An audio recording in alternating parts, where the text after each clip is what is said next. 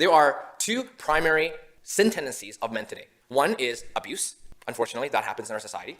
And the second one is passiveness, negligent men.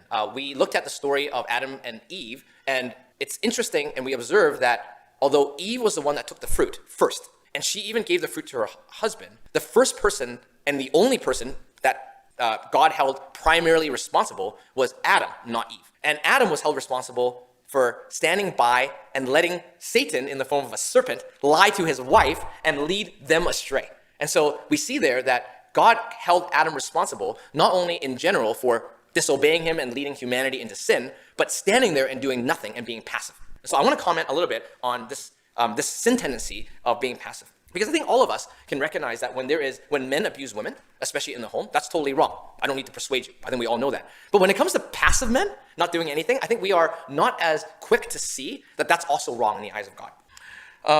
I want to be sensitive first. My first comment is towards passive men, to men who have passed or now are old and retired, for the many sacrifices that they have made in order to provide for the future well-being of their family. I mentioned a few weeks ago that one of the things that traditional Chinese or Asian families got right is the need for the man to provide physically and financially for their family. Absolutely. I think that's what they got right.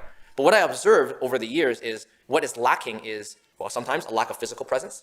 And then if there's lack of physical presence, there's a lack of emotional presence to be in the emotional lives of their children, and sometimes even the wife. And then for Christian families, spiritual presence, a lack of spiritual leadership in the home.